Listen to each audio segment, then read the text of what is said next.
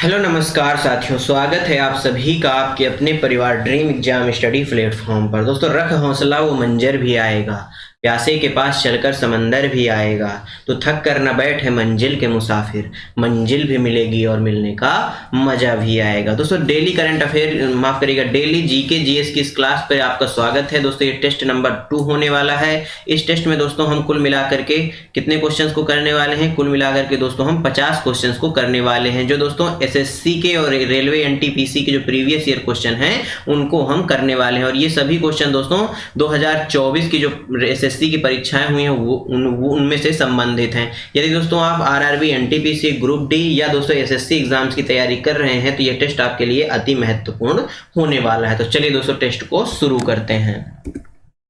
दोस्तों, पहला क्वेश्चन कह रहा है, गर्मी के मौसम में आने वाले स्थानीय तूफानों के संदर्भ में नॉरवेस्टर्स क्या है? दोस्तों, नॉरवेस्टर्स किसे कहा जाता है यह पूछा है। ये दोस्तों अच्छा क्वेश्चन है, बताइए क्या हो जाएगा इसका सही आंसर। दिल्ली और पटना के बीच उच्च तीव्रता के साथ पंजाब से बिहार तक उत्तरी मैदानी इलाकों में चलने वाली गर्म, शुष्क और दमनकारी हवाओं को नॉरवेस्टर्स कहा जाता है। या दोस्तों बंगाल और असम में शाम के समय चलने वाली भयानक आंधियों को नॉरवेस्टर कहा जाता है। या दोस्तों मानसून से पहले की बारिश जो केरल और कर्नाटक के तटीय क्षेत्रों में होने वाली एक सामान्य घटना है उसको कहा जाता है। या दोस्तों केरल के कॉफी के फूलों को ब्लो करने यानी खिलाने वाली जो नजदीकी हवाएं हैं उनको नॉरवेस्टर कहा जाता है। बताइए दोस्तों नॉरवेस्टर किसे कहा जाता है? अच्छा क्वेश्चन है दोस्तों, परीक्षा की दृष्टि से आपसे पूछ सकता है।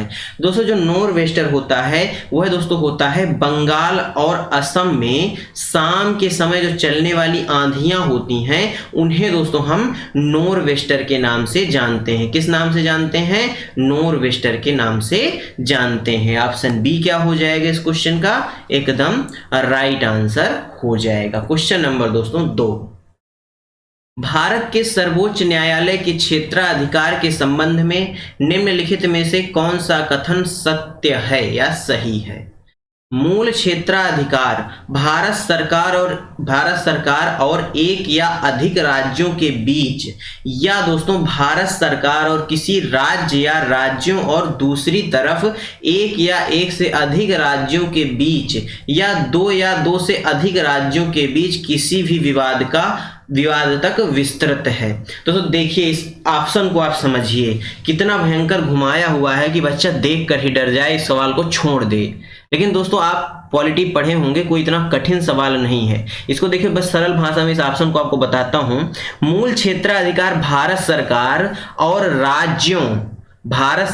राज्यों के मध्य जो भी बीच में विवाद होते हैं या दोस्तों जो भी फैसले होते हैं उन तक क्या है सर्वोच्च न्यायालय विस्तृत है। यानी सीधा सीधा इस ऑप्शन में ये कह रहा है कि जो सुप्रीम कोर्ट है वो दोस्तों विभिन्न राज्यों और केंद्र सरकार के बीच जो भी विवाद होते हैं उनका निपटारा करने में सक्षम है। सीधा सा यह कह रहा है, लेकिन देखिए कितना घुमा दिया गया है। अब दूसरा क्या कह रहा है?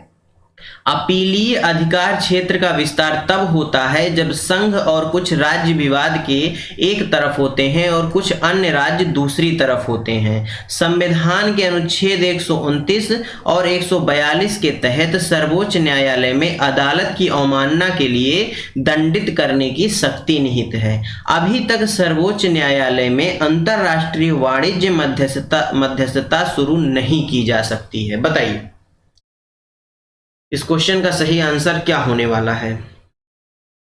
दोस्तों इस क्वेश्चन का जो सही आंसर है वह क्या हो जाएगा? ए और सी हो जाएगा। क्या दोस्तों? पहला और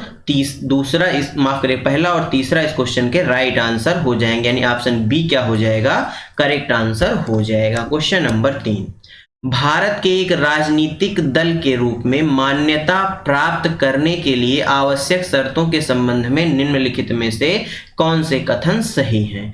यदि किसी राजनीतिक दल को 4 या अधिक राज्यों में एक मान्यता प्राप्त राजनीतिक दल के रूप में माना जाता है तो इसे पूरे भारत में एक राष्ट्रीय दल के रूप में मान्यता मिल जाती है या जाना जाएगा।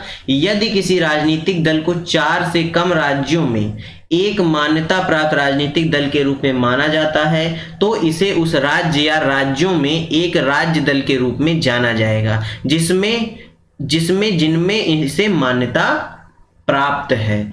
सभी राष्ट्रीय दलों का नामांकन दाखिल करने के लिए केवल एक प्रस्तावक की आवश्यकता होती है और वे मतदाता सूची के 2 सेट मुक्त पाने के भी हकदार होते हैं। बताइए क्या ऐसा कुछ है?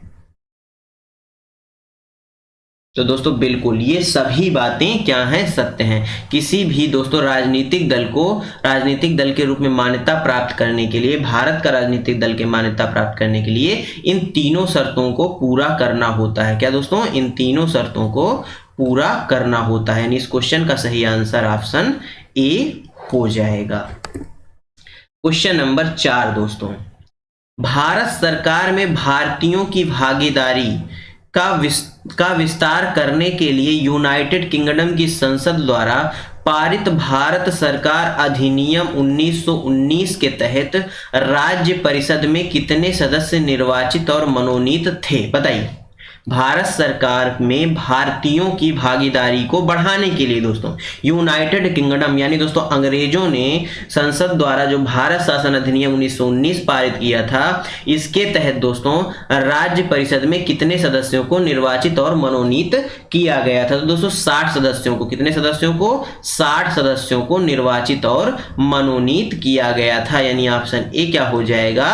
राइट आंसर हो जाएगा। क्वेश्चन नंबर 5, 2023 में खेलो इंडिया यूथ गेम के 5वें संस्करण में 5000 से अधिक एथलीटों ने खेलों में 1936 पदकों के लिए प्रतिस्पर्धा की। यानी दोस्तों जो 2023 का खेलो इंडिया यूथ गेम्स हुआ था, ये संस्करण कौन सा था? 5वां संस्करण था। इसमें दोस्तों लगभग दोस्तों 5000 प्लस एथलीट्स यानी खिलाड़ियों ने भाग लिया था और इन्होंने दोस्तों 1936 पदक जीते थे। कितने? 1936 पदक जीते थे।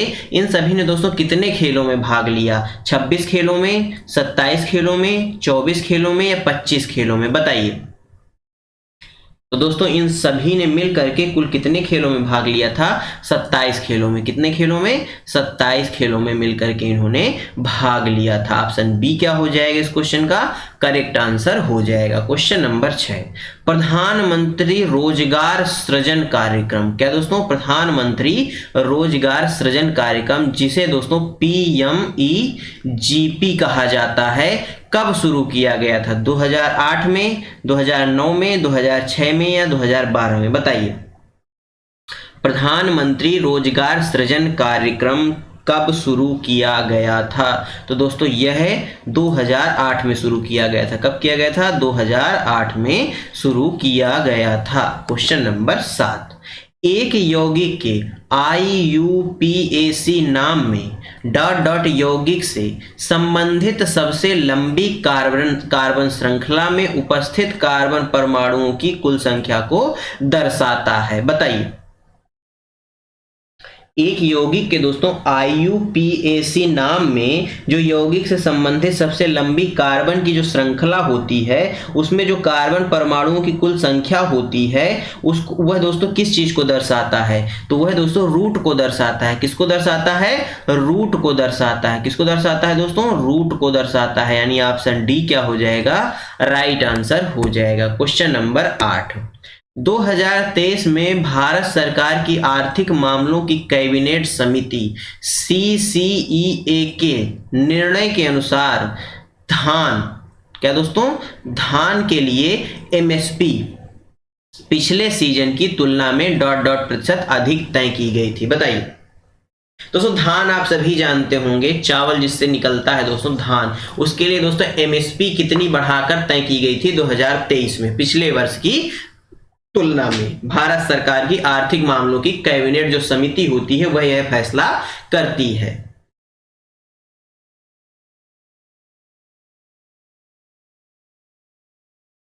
तो दोस्तों 7% अधिक तय किया गया था। कितना? 7% अधिक तय किया गया था MSP।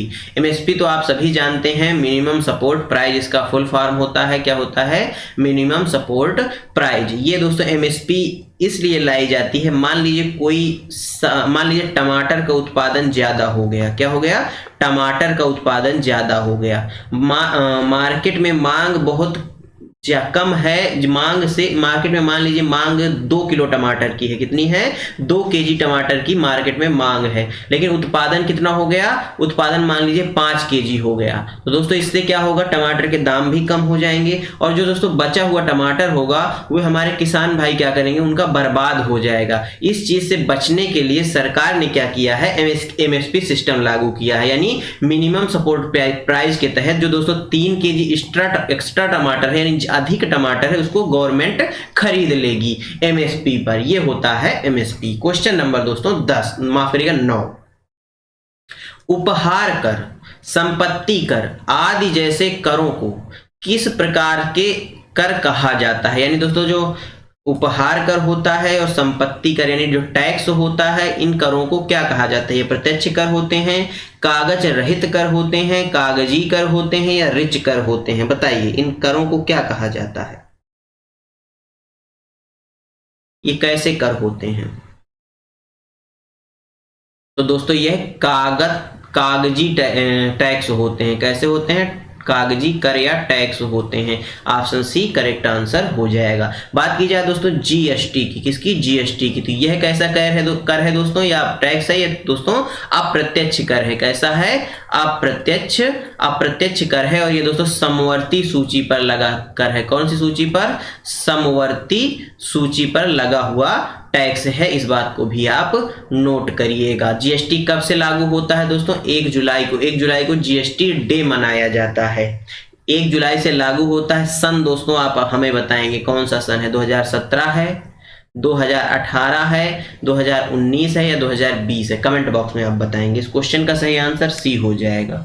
क्वेश्चन नंबर 10, कौन सा एक अभिन्न मेम्ब्रेन प्रोटीन है जो टेट्रामर बनाता है और सेल्यूलर मेम्ब्रेन में जल और कुछ छोटे अपरिवर्तित विलेयों के विसरण को सुविधाजनक बनाता है। बताइए कौन सा एक अभिन्न मेम्ब्रेन प्रोटीन है जो टेट्रामर बनाता है। क्या बनाता है, टेट्रामर बनाता है और सेल्यूलर मेम्ब्रेन में जल और कुछ छोटे अपरिवर्तीय विलेयों में विसरण को सुविधाजनक बनाता है।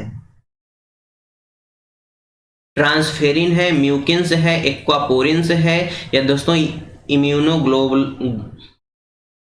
इम्यूनोग्लोबुलिन है। बताइए तो वह कैसा है, वह दोस्तों एक्वापोरिन्स है। क्या है, एक्वापोरिन्स है, यानी ऑप्शन सी क्या हो जाएगा, इस क्वेश्चन का राइट आंसर हो जाएगा। क्वेश्चन नंबर 11, निम्नलिखित में से कौन सा कथन निजी वस्तुओं के संबंध में सत्य है।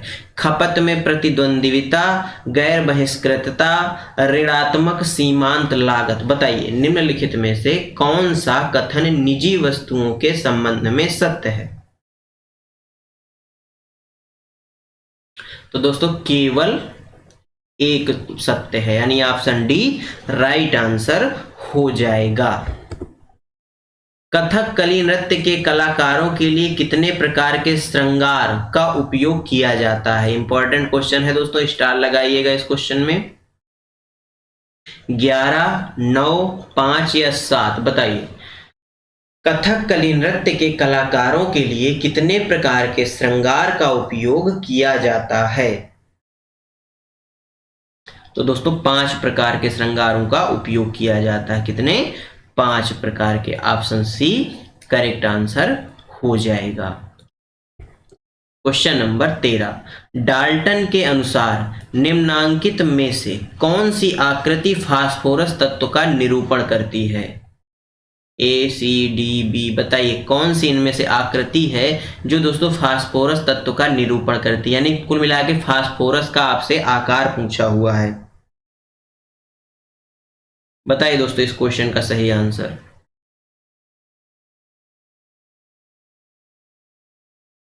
तो दोस्तों इस क्वेश्चन का जो सही आंसर है वह ऑप्शन सी हो जाएगा। क्या हो जाएगा, सी हो जाएगा, यानी ऑप्शन बी क्या हो गया, करेक्ट आंसर हो गया। इस बात को नोट करिएगा। क्वेश्चन नंबर 14, निम्नलिखित में से कौन सा शास्त्रीय नृत्य रूप आमतौर पर तरंगम के साथ संपन्न होता है। किसके साथ, तरंगम के साथ संपन्न होता है। ओडिसी, कुचिपुड़ी, सत्रिया या कथकली। टोटल दोस्तों शास्त्रीय नृत्य कितने हैं? तो 8 हैं। कितने हैं हमारे शास्त्रीय नृत्य? 8 हैं। शास्त्रीय भाषाओं की यदि बात की जाए तो टोटल शास्त्रीय भाषाएं कितनी हैं दोस्तों? 11 हो चुकी हैं। कितनी हो चुकी हैं? 11 हो चुकी हैं। अभी तक 6 थी, परंतु दोस्तों अब कितनी हो चुकी हैं? 11 हो चुकी हैं। सत्रिया दोस्तों नवीनतम शास्त्रीय नृत्य है। क्या है दोस्तों? नवीनतम शास्त्रीय नृत्य कौन सा है? सत्रिया है। और सबसे प्राचीन भरतनाट्यम है। सत्रिया कहाँ का है दोस्तों? तो यह असम राज्य का है। कहाँ का है? असम राज्य का है। असम का पुराना नाम क्या है दोस्तों? कामरूप है। क्या है दोस्तों? असम का पुराना नाम कामरूप है। और यहीं पर दोस्तों एक प्रसिद्ध शक्तिपीठ है कामाख्या माता मंदिर। क्या दोस्तों? कामाख्या माता मंदिर यहीं पर एक प्रसिद्ध का शक्तिपीठ है। और यही मंदिर पर एक मेला लगता है, अंबुबाची का मेला। क्या लगता है? अंबुबाची का मेला, जो आपकी परीक्षा की दृष्टि से अति महत्वपूर्ण है। इस बात को याद रखिएगा। ओडिसी कहाँ का हो गया? ओडिसी दोस्तों कहाँ का हो गया? ओडिशा का हो गया। कहाँ का हो गया? ओडिशा का हो गया। इस क्वेश्चन का सही आंसर बताइए क्या हो जाएगा? आमतौर पर दोस्तों तरंगम के साथ संपन्न किया जाता है। तो दोस्तों जो कुचिपुड़ी है यह आमतौर पर तरंगम के साथ संपन्न किया जाता है। यह किस राज्य का है दोस्तों? ये आप हमको कमेंट बॉक्स में बताने वाले हैं। Question number 15, make in India Assam. क्या दोस्तों? Making India Assam. ऑसम है लिखा दोस्तों, आसाम नहीं, ऑसम। ऑसम कोई चीज अच्छी लगी तो दोस्तों आप ऑसम बोल देते हैं। मेक इन इंडिया ऑसम पुस्तक के लेखक निम्नलिखित में से कौन है? अरविंद अडिगा, विक्रम सेठ, चेतन भगत या सिद्धार्थ मुखर्जी? बताइए। तो दोस्तों इस पुस्तक के जो लेखक हैं वह चेतन भगत साहब हैं। कौन है? चेतन भगत साहब हैं। यानी ऑप्शन सी क्या हो गया? करेक्ट आंसर हो गया। क्वेश्चन नंबर दोस्तों 16, भारतीय संविधान का कौन सा अनुच्छेद यह प्रावधान करता है कि राज्य के राज्यपाल को किसी विधेयक को राष्ट्रपति के विचारार्थ आरक्षित करने का अधिकार है? यानी यह क्वेश्चन पूछ रहा है कौन सा ऐसा आर्टिकल है जो दोस्तों राज्यपाल को, किसको दोस्तों? राज्यपाल को यह शक्ति प्रदान करता है कि वह दोस्तों जो विधेयक आया हुआ है वह राष्ट्रपति के विचार के लिए उस विधेयक को क्या कर ले? आरक्षित कर ले, यानी अपने पास सेफ रख ले राष्ट्रपति जी के विचार विमर्श के लिए। तो दोस्तों अनुच्छेद 200 यह छूट प्रदान करता है किसको? राज्यों के राज्यपालों को। यानी ऑप्शन बी क्या हो जाएगा? राइट आंसर हो जाएगा। दोस्तों सेंटर में यानी केंद्र सरकार में राष्ट्रपति जी होते हैं। कौन होते हैं? राष्ट्रपति जी होते हैं। और इन्हीं का जो कार्य है राज्यों के अंदर वह कौन करते हैं? राज्यपाल जी करते हैं। कौन करते हैं? राज्यपाल करते हैं। यानी इन्हीं का जो उत्तराधिकारी राज्यों में होते हैं उन्हें राज्यपाल कहा जाता है। दोस्तों एक राज्यपाल कई राज्यों के राज्यपाल हो सकते हैं, एक से अधिक राज्यों के राज्यपाल हो सकते हैं, इसमें कोई टेंशन वाली बात नहीं है। Option B correct answer. Question number दोस्तों 17,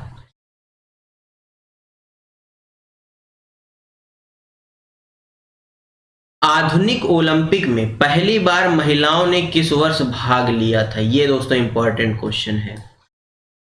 1896 में, 1904 में, 1916 में या दोस्तों 1900 में? बताइए। आधुनिक ओलंपिक में पहली बार महिलाओं ने किस वर्ष भाग लिया था? तो दोस्तों किस वर्ष भाग लिया था? सन 1900 का जो ओलंपिक हुआ था उसमें पहली बार महिलाओं ने भाग लिया था। यानी ऑप्शन डी क्या हो जाएगा?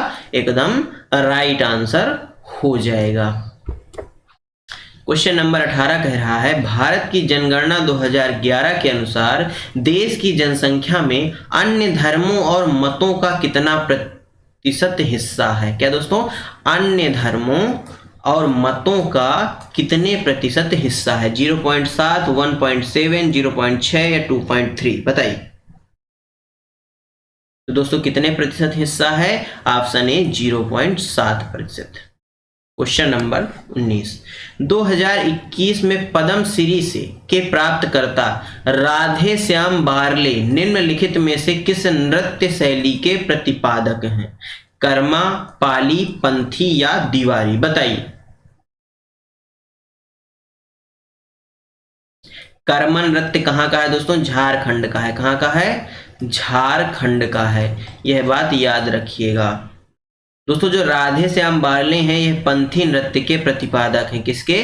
पंथी नृत्य के प्रतिपादक हैं। ऑप्शन सी क्या हो जाएगा? राइट आंसर हो जाएगा। झारखंड का दोस्तों एक फेमस है सरहुल, इस बात को याद रखिएगा। कौन सा? सरहुल भी झारखंड का अत्यंत फेमस नृत्य है।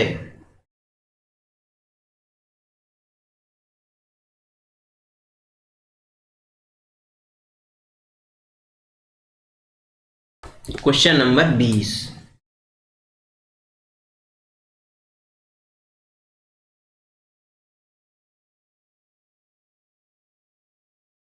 निम्नलिखित आंदोलनों को उनके संबंधित संस्थापकों के साथ सुमेलित कीजिए। करिए सुमेलित दोस्तों।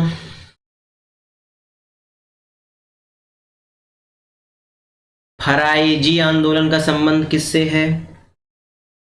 इनका दोस्तों संबंध किससे है? हाजी शरियतुल्लाह से, यानी ये ए हो जाएगा। हाजी शरियतुल्लाह पहले का 4, दूसरे का दोस्तों मोहम्मदन लिटरेरी सोसाइटी, इनका संबंध दोस्तों नवाब अब्दुल लतीफ से है, यानी ये बी हो जाएगा। इंडियन पैट्रियोटिक एसोसिएशन, इसका संबंध किससे है? इसका सर सैयद अहमद जी से है, यानी ऑप्शन सी क्या हो जाएगा? सी का दूसरा हो जाएगा। वहीं चौथे का वहाबी आंदोलन रायबरेली के सैयद अहमद से संबंधित है, ये डी हो जाएगा। यानी इस क्वेश्चन का सही आंसर क्या होने वाला है दोस्तों? बताइए। पहले का 4, दूसरे का 3, तीसरे का 2, चौथे का 1, यानी कौन सा हो जाएगा? बी हो जाएगा इस क्वेश्चन का राइट आंसर। क्वेश्चन नंबर 21, निम्नलिखित में से किसने 1902 में कहा था भारत पर उसके लाभ के लिए शासन नहीं किया गया? क्या दोस्तों? भारत पर उसके लाभ के लिए शासन नहीं किया गया, बल्कि उसके विजेताओं के लाभ के लिए शासन किया गया। 1902 में दोस्तों यह बात किसने कही कि भारत पर उसके लाभ के लिए शासन नहीं किया गया, यानी भारत के लाभ के लिए भारत पर शासन नहीं किया गया, बल्कि जो उसके विजेताओं के लाभ हो रहे हैं, उसकी विजेता, जो भारत के जो विजेता हैं उनको जो लाभ हो रहा है उसके लिए शासन किया गया। यह बात किसका कथन था? बाल गंगाधर तिलक जी का था, लाला लाजपत राय का था, एनी बेसेंट का था, या दोस्तों सरोजनी नायडू का था? सरोजनी नायडू दोस्तों। सरोजनी नायडू दोस्तों भारतीय राष्ट्रीय कांग्रेस की पहली भारतीय महिला अध्यक्ष थी। क्या थी दोस्तों? पहली भारतीय महिला अध्यक्ष थी। कौन से अधिवेशन में? कानपुर का अधिवेशन। कौन सा अधिवेशन? कानपुर का अधिवेशन। कब हुआ था? 1925 में हुआ था। कब हुआ था? 1925 में हुआ था। वहीं एनी बेसेंट जी की बात करें तो ये दोस्तों कांग्रेस की पहली महिला अध्यक्ष थी। क्या थी? कांग्रेस की पहली महिला अध्यक्ष थी। भारतीय महिला अध्यक्ष सरोजनी नायडू जी थी। इस क्वेश्चन का सही आंसर भी क्या हो जाएगा?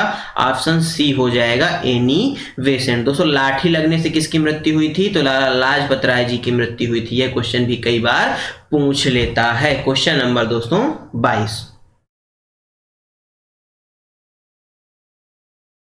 भूकंप के बारे में दिए गए सत्य या असत्य कथनों की पहचान कीजिए। कथन क्या कह रहा है? जब कोर पर प्रतिबल घर्षण से आगे बढ़ जाता है तो भूकंप होता है, जो तरंगों में ऐसी ऊर्जा छोड़ता है जो भूपर्पटी से गुजरती है और ऐसे कंपन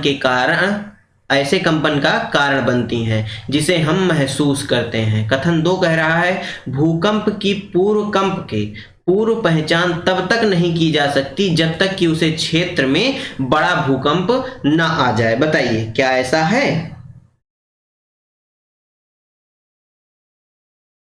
तो दोस्तों इस क्वेश्चन का सही आंसर दोनों सत्य हो जाएगा। क्या हो जाएगा?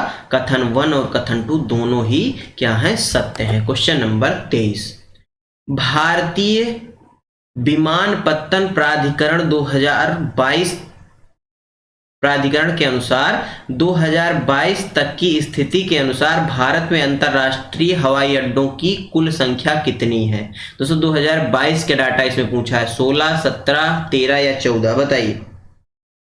तो दोस्तों 2022 के आंकड़े के अनुसार भारत में जो अंतरराष्ट्रीय हवाई अड्डे हैं उनकी संख्या कितनी है? 17 है। क्वेश्चन नंबर दोस्तों 24, संगीत नाटक अकादमी पुरस्कार 2003 प्राप्त करने वाली थियम सूर्यमुखी देवी को डॉट डॉट में उनके योगदान के लिए जाना जाता है? कोटिपुआ नृत्य में योगदान के लिए, कथक में, ओडिसी में, या दोस्तों मणिपुरी में? बताइए। कथक कहाँ का है दोस्तों? कथक उत्तर भारत का है। कहाँ का है? उत्तर भारत, या दोस्तों उत्तर प्रदेश भी बोल दिया जाता है। ओडिसी दोस्तों ओडिशा का है। वहीं मणिपुरी मणिपुर का है। बताइए इस क्वेश्चन का सही आंसर क्या हो जाएगा? दोस्तों सूर्यमुखी देवी का संबंध किस नृत्य से है? सीधा सा क्वेश्चन यह पूछा गया है। तो इनका संबंध दोस्तों मणिपुरी नृत्य से है। किस नृत्य से है? मणिपुरी नृत्य से है। यह बात याद रखिएगा। क्वेश्चन नंबर 25, बहमनी साम्राज्य के अधीन, क्या दोस्तों? बहमनी साम्राज्य के अधीन प्रांतों को डाट डाट द्वारा प्रशासित किया जाता था।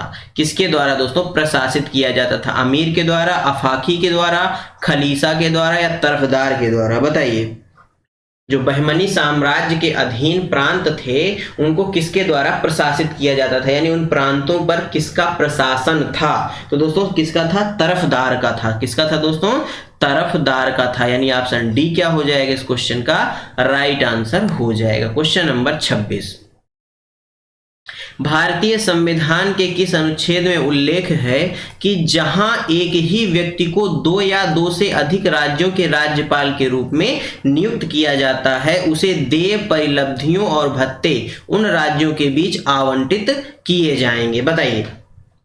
इस अनुच्छेद में यह दोस्तों कहा गया है कि एक व्यक्ति 2 या 2 से अधिक राज्यों का राज्यपाल नियुक्त किया जाता है और उसके जो दोस्तों देय होंगे, यानी जो उसका वेतन भत्ते होंगे, उसको जो परिलब्धियां मिलेंगी वो दोस्तों राज्यों के बीच क्या कर दी जाएंगी? आवंटित कर दी जाएंगी। यह बात दोस्तों किस अनुच्छेद में कही गई है? तो इस बात को दोस्तों अनुच्छेद 158 कहता है। कौन सा अनुच्छेद कहता है? अनुच्छेद 158 कहता है। यानी ऑप्शन ए क्या हो जाएगा? राइट आंसर हो जाएगा। क्वेश्चन नंबर 27, भारतीय संविधान के किस अनुच्छेद में किसी राज्य की विधानसभा और विधान परिषद के सदस्यों के वेतन और भत्ते के बारे में उल्लेख किया गया है? अनुच्छेद 195, 198, 199 या 194? बताइए।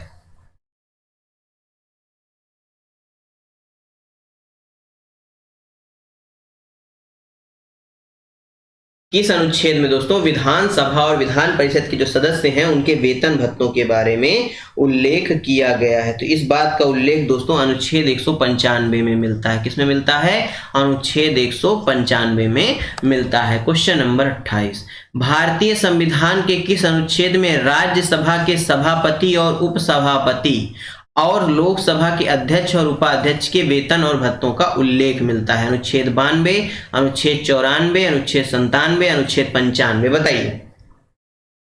भारतीय संविधान के किस अनुच्छेद में राज्यसभा के सभापति और उपसभापति, इसके बाद दोस्तों लोकसभा के अध्यक्ष और उपाध्यक्ष के वेतन भत्तों का उल्लेख मिलता है?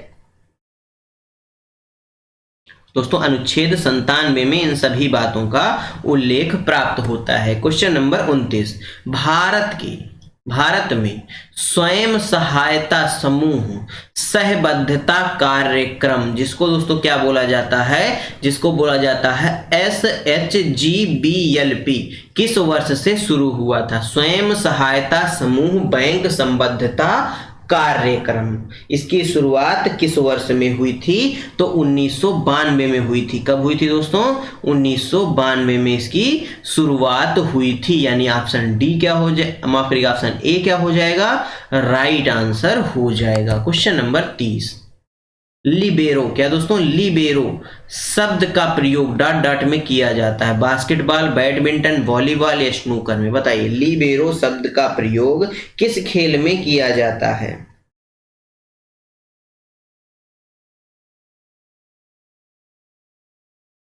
तो दोस्तों इस शब्द का प्रयोग वॉलीबॉल में किया जाता है। किसमें किया जाता है? वॉलीबॉल में किया जाता है। क्वेश्चन नंबर दोस्तों 31, निम्नलिखित में से कौन सी पुस्तक चित्रा बनर्जी दिवाकरुनी द्वारा लिखी गई थी? A finance balance, the feast of roses, the palace of illusions या दोस्तों मालगुडी डेज? बताइए कौन सी पुस्तक की जो लेखिका हैं वह चित्रा बनर्जी जी हैं? कौन है? चित्रा बनर्जी जी। बताइए तो इस क्वेश्चन का सही आंसर क्या हो जाएगा दोस्तों? The palace of illusions. क्या दोस्तों? द पैलेस ऑफ इल्यूजन्स, यानी ऑप्शन सी क्या हो जाएगा? करेक्ट आंसर हो जाएगा। क्वेश्चन नंबर 32, लक्ष्य सेन का जन्म कहां हुआ था? उत्तराखंड, उत्तर प्रदेश, तेलंगाना या हिमाचल प्रदेश? लक्ष्य सेन के बारे में आप सभी दोस्तों जानते हैं, ये क्या थे? फुटबॉलर हैं। क्या है दोस्तों? ये एक फुटबॉलर है और अब ये संन्यास ले चुके हैं। बताइए इनके संबंध में बताइए, इनका जन्म कहाँ हुआ था?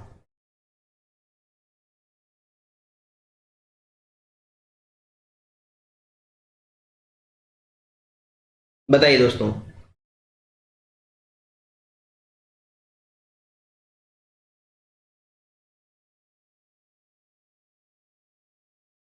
बताइए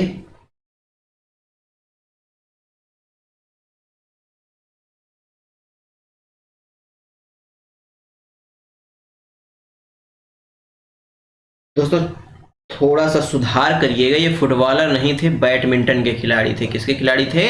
बैडमिंटन के खिलाड़ी थे, यह बात याद रखिए। किसके खिलाड़ी थे? बैडमिंटन के खिलाड़ी थे और इनका जन्म उत्तराखंड में हुआ था। कहाँ हुआ था? उत्तराखंड में हुआ था। ऑप्शन ए राइट आंसर हो जाएगा। क्वेश्चन नंबर दोस्तों 33, निम्नलिखित में से कौन सी घटना भारत में मानसून से संबंधित नहीं है? पश्चिमी विक्षोभ, वर्षा अंतराल, अरब सागर शाखा या बादल फटना? बताइए कौन सी घटना है जो दोस्तों भारत में मानसून से संबंधित नहीं है? तो वह है दोस्तों पश्चिमी विक्षोभ। क्या?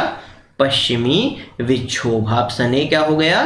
करेक्ट आंसर हो गया। क्वेश्चन नंबर दोस्तों 34, जिन शैलेंद्र राजाओं का भारतीय शासकों के साथ नजदीकी संपर्क था वे निम्नलिखित में से किस धर्म के अनुयायी थे? क्या दोस्तों? जिन शैलेंद्र राजाओं का, किसका? राजाओं का भारतीय शासकों के साथ नजदीकी संपर्क था वे निम्नलिखित में से किस धर्म के अनुयायी थे? वैष्णव धर्म के, बौद्ध धर्म के, शैव धर्म के या दोस्तों जैन धर्म के? बताइए।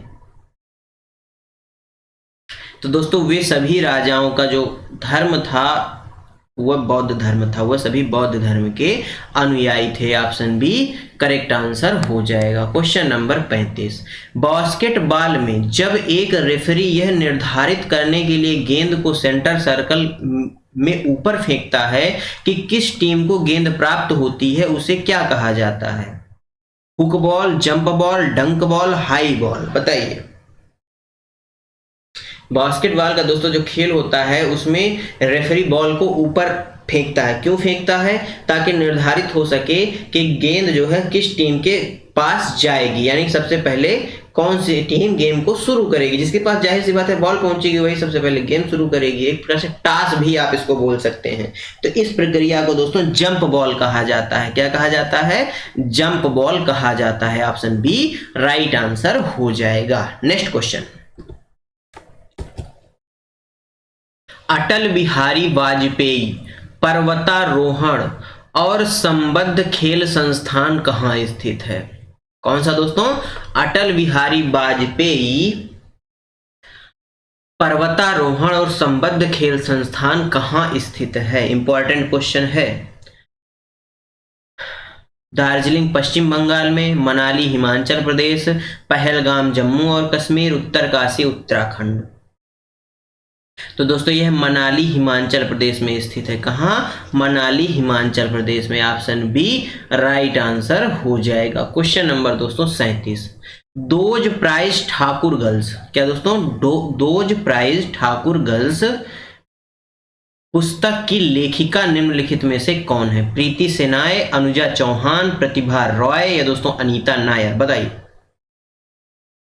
दोज प्राइज ठाकुर गर्ल्स पुस्तक की लेखिका कौन है? तो इसकी लेखिका कौन है? अनुजा चौहान है। कौन है? अनुजा चौहान। क्वेश्चन नंबर 38, भारत सरकार के पेट्रोलियम एवं प्राकृतिक गैस मंत्रालय 2022 के अनुसार अनुसार 2022 तक भारत में कुल कितनी तेल रिफाइनरियां हैं? क्या दोस्तों, तेल को जो शुद्ध कर जहां किया जाता है उनको तेल रिफाइनरी बोला जाता है। 21 हैं, 15 है, 35 हैं या 23 हैं? तो दोस्तों भारत में जो इनकी संख्या है वह 23 है। कितनी है? भारत में इनकी संख्या कितनी है? 23 है। और यह डाटा किस मंत्रालय का है? पेट्रोलियम एवं प्राकृतिक गैस मंत्रालय का है। क्वेश्चन नंबर 39, डॉट डॉट ने 67वें राष्ट्रीय फिल्म पुरस्कारों में सर्वश्रेष्ठ पुरुष पार्श्व गायक का पुरस्कार जीता। वी प्राक, अरिजीत सिंह, सोनू निगम या दोस्तों शॉन? बताइए। 67वें किस दोस्तों? 67वें जो फिल्म राष्ट्रीय फिल्म पुरस्कार हैं उसमें सर्वश्रेष्ठ पुरुष पार्श्व गायक का जो पुरस्कार है वह जीतने वाले वी प्राक थे। कौन थे दोस्तों? वी प्राक थे। ऑप्शन ए करेक्ट आंसर हो जाएगा। क्वेश्चन नंबर 40, भारतीय संगीतकार रचयिता और गायिका शुभा मुद्गल को 2000 में डॉट डॉट से सम्मानित किया गया। संगीत नाटक अकादमी पुरस्कार से, पद्मश्री, पद्म विभूषण, पद्म भूषण? बताइए। भारतीय संगीतकार या रचयिता और गायिका शुभा मुद्गल को सन 2000 में एक सम्मान मिला था। वह सम्मान कौन सा था? पद्मश्री था। क्या था? पद्मश्री से इन्हें सम्मानित किया गया था। क्वेश्चन नंबर दोस्तों 41, निम्नलिखित में से कौन सा टोक्यो ओलंपिक 2020 में एकल ओलंपिक में 7 पदक जीतने वाली पहली महिला तैराक थी? रेगन स्मिथ थी, मैरी हन्ना थी, एमा मैकियन थी या दोस्तों काइली मास थी? ये दोस्तों एसएससी द्वारा पूछा गया हाल ही में क्वेश्चन है। एसएससी सीपीओ का क्वेश्चन है। किसका? एसएससी सीपीओ का क्वेश्चन है। और यह दोस्तों कौन, यह महिला कौन थी जिन्होंने दोस्तों एकल ओलंपिक में, एक ही ओलंपिक में 7 पदक इन्होंने जीता था? एमा मैकियन थी। कौन थी? एमा मैकियन थी। ऑप्शन सी करेक्ट आंसर हो जाएगा। क्वेश्चन नंबर दोस्तों 42, संगीत मजूमदार को निम्नलिखित में से किस भारतीय शास्त्रीय नृत्य में उनके योगदान के लिए कासा डे ला स्पेन द्वारा सम्मानित किया गया था? दोस्तों कासा डे ला एक स्पेन का सम्मान है। ये दोस्तों किस भारतीय शास्त्रीय नृत्य को यह सम्मान मिला था? मोहिनीअट्टम, भरतनाट्यम, कुचिपुड़ी या कथक? तो दोस्तों यह किसको मिला था? ये दोस्तों कथक को मिला था। किसको मिला था? कथक को मिला था। किसको मिला था दोस्तों? कथक को मिला था। यह बात याद रखिएगा। क्वेश्चन नंबर 43, सुकन्या समृद्धि खाता योजना के तहत एक वित्तीय वर्ष में न्यूनतम कितनी धनराशि जमा करने की आवश्यकता है? 150 रुपया, 200 रुपया, 100 रुपया या 250 रुपया? बताइए। सुकन्या समृद्धि खाता योजना के तहत एक वित्तीय वर्ष में न्यूनतम कितनी धनराशि जमा करने की आवश्यकता होती है? तो दोस्तों कितनी धनराशि? 250 रुपया धनराशि साल भर में जमा करने की आवश्यकता होती है। क्वेश्चन नंबर 44, केंद्र सरकार ने वर्ष डॉट डॉट में राष्ट्रीय वायु खेल नीति नेशनल एयर स्पोर्ट पॉलिसी शुरू की थी। किस वर्ष में? 2021 में, 22 में, 20 में या 19 में? बताइए। तो दोस्तों इसकी शुरुआत 2022 में की गई थी। कब की गई थी? 2022 में की गई थी। Question number 45, 2 methyl propane. क्या दोस्तों? 2 मिथाइल प्रोपेन 2 ऑल आमतौर पर किस रूप में जाना जाता है? टर्ट ब्यूटाइल अल्कोहल के रूप में, ethyl alcohol, prime propyl alcohol या दोस्तों मेथेनॉल? बताइए। मेथनॉल। 2 मिथाइल प्रोपेन 2 ऑल को आमतौर पर किस रूप में जाना जाता है? तो दोस्तों इसको आमतौर पर टर्ट ब्यूटाइल अल्कोहल के रूप में जाना जाता है, यानी ऑप्शन ए करेक्ट आंसर हो जाएगा। क्वेश्चन नंबर 46, निम्नलिखित में से कौन सा कथन हरित क्रांति के संदर्भ में सत्य नहीं है? खेती अधिक विस्तृत प्रकृति की हो गई है, प्रकृति में खेती अधिक सघन हो गई है, इसके दूसरे चरण में फसल पद्धति और उगाई जाने वाली फसलों के प्रकार में बदलाव हुआ है, इसके दूसरे चरण में भारत के शुष्क और अर्ध शुष्क क्षेत्रों में सूखी से गीली खेती की ओर बदलाव हुआ है। बताइए हरित क्रांति के संबंध में सही कथन कौन सा है? नहीं है। तो दोस्तों ऑप्शन ए, खेती अधिक विस्तृत प्रकृति की हो गई है, यह कथन सत्य नहीं है। क्वेश्चन नंबर 47, राष्ट्रीय बहुआयामी गरीबी सूचकांक रिपोर्ट 2023 के अनुसार बहुआयामी गरीबी सूचकांक में निम्नलिखित में से किस राज्य की जनसंख्या सघनता सबसे कम है? केरल, तमिलनाडु, गोवा या सिक्किम? कहां पर दोस्तों जनसंख्या घनत्व तो एक तरह से कहें तो दोस्तों सबसे कम है?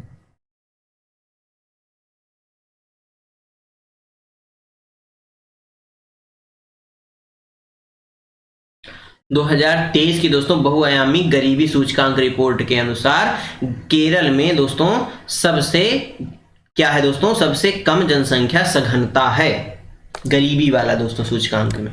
क्वेश्चन नंबर 48, निम्नलिखित में से किस भारतीय शास्त्रीय नृत्यांगना को राष्ट्रीय नृत्य शिरोमणि पुरस्कार 2022 प्राप्त हुआ है? शोभना नारायण, अर्पणा सतीशन, संगीता मजूमदार या दोस्तों अदिति मंगल दास? बताइए निम्नलिखित में से किस भारतीय शास्त्रीय नृत्यांगना को राष्ट्रीय नृत्य शिरोमणि पुरस्कार 2022 प्राप्त हुआ है? तो दोस्तों वह थी अर्पणा सतीशन। कौन थी? अर्पणा सतीशन जी थी, इन्हें यह अवार्ड मिला। Option B correct answer. Question number 49, Govind Chandra Paul को वर्ष 2022 के लिए संगीत नाटक अकादमी अमृत पुरस्कार से सम्मानित किया गया। उन्होंने निम्नलिखित में से किस क्षेत्र में योगदान दिया? ओडिसी नृत्य, गोटीपुआ में नृत्य, कथक नृत्य में या दोस्तों कठपुतली नृत्य में या दोस्तों रंगमंच जिसे अभिनय बोला जाता है उसमें? बताइए। तो दोस्तों इन्होंने किसमें योगदान दिया जिसके लिए इन्हें संगीत नाटक अकादमी पुरस्कार प्राप्त हुआ? इन्होंने दोस्तों ओडिसी नृत्य में अपना योगदान दिया था। ऑप्शन ए करेक्ट आंसर हो जाएगा। क्वेश्चन नंबर 50, ब्रजभूषण काबरा को भारतीय शास्त्रीय संगीत के क्षेत्र में निम्नलिखित में से किस वाद्य यंत्र में निपुण माना जाता है? वीणा में, गिटार में, वायलिन में या संतूर में? बताइए। ब्रजभूषण काबरा को भारतीय शास्त्रीय संगीत के क्षेत्र में निम्नलिखित में से किस वाद्य यंत्र में निपुण माना जाता है? तो दोस्तों इनको गिटार में निपुण माना जाता है। ऑप्शन बी क्या हो जाएगा? करेक्ट आंसर हो जाएगा। दोस्तों धन्यवाद आप सभी का हमारे साथ बने रहने के लिए। दोस्तों आज के टेस्ट में आपने कितने नंबर प्राप्त किए ये आप हमको कमेंट बॉक्स में बताएंगे। यदि दोस्तों आपके ज़्यादा क्वेश्चन सही नहीं भी हुए हैं तो आपको घबराने की ज़रूरत बिल्कुल नहीं है, घबराना नहीं है। अभी ये टेस्ट नंबर 2 है, अभी और भी कठिन क्वेश्चन हम लेकर आने वाले हैं। क्वेश्चन कठिन है, अगर आप 50 में 10 भी कर रहे हैं तो यकीन मानिए आपकी तैयारी अच्छी है, क्योंकि दोस्तों सीपीओ सीजीएल लेवल के ये क्वेश्चन हम आपको करवा रहे हैं, इस बात को याद रखिएगा। दोस्तों मिलते हैं आपसे अगले वीडियो में। यदि दोस्तों आप चैनल पर नए हैं तो चैनल को सब्सक्राइब करना मत भूलिएगा और साथ में बेल आइकन जरूर दबाइएगा ताकि जब भी हम अगला वीडियो अपलोड करें आप तक नोटिफिकेशन सबसे पहले पहुंच जाए। चलिए दोस्तों मिलते हैं आपसे अगले वीडियो में, तब तक के लिए जय हिंद, जय भारत। अपना और अपनों का ख्याल रखिए, सभी का सम्मान करिए। धन्यवाद दोस्तों।